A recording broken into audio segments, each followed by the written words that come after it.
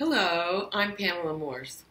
I spend a lot of time studying my family history. And through that family history, I have learned about my history in general.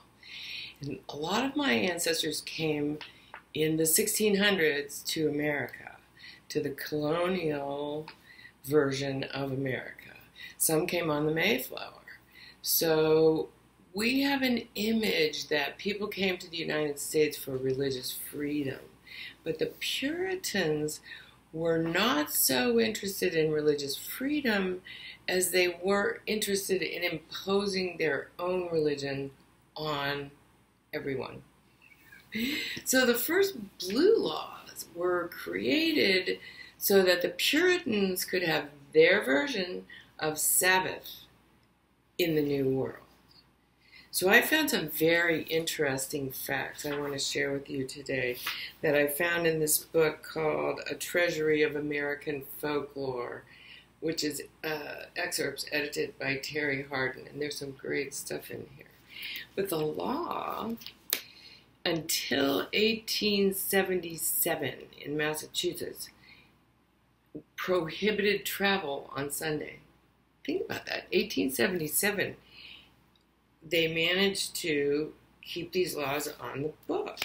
So that meant that if you were traveling on Sunday and your bus wrecked, you couldn't sue the bus company or your coach company because you were breaking the law by traveling at all. So the penalties were severe. They really went to town on this issue.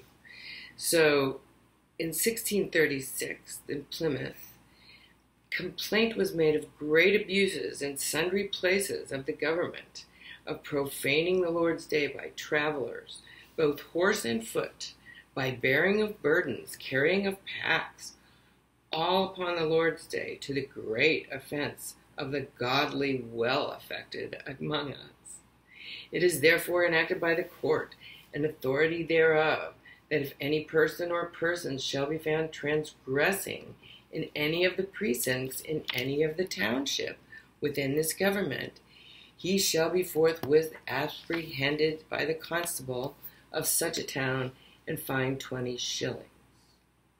So he could be put in the stocks for 4 hours or pay 20 shillings if he was caught moving at all on a Sunday.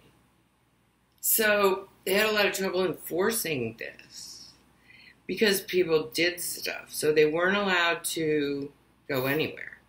They were not allowed to, in Connecticut, no one shall travel, cook victuals, make beds, sweep house, cut hair, or shave on the Sabbath day.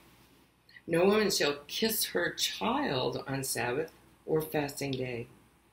No one shall ride on Sabbath day or walk in his garden or elsewhere except reverently to and from meeting.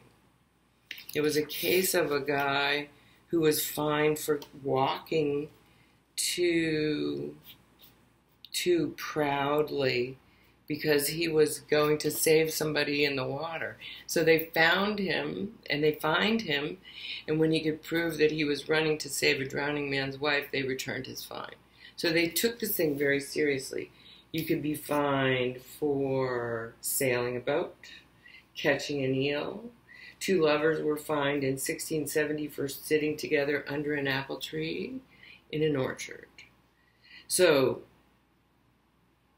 you could really get in trouble with these people and be presented before the court, and the court would do whatever they needed to do with you. Sometimes they put you in stocks. My Quaker ancestors were fined all the time. And the worst, they had to support the church, and they had to go to the meetings, but they couldn't criticize the meetings, and they had to go.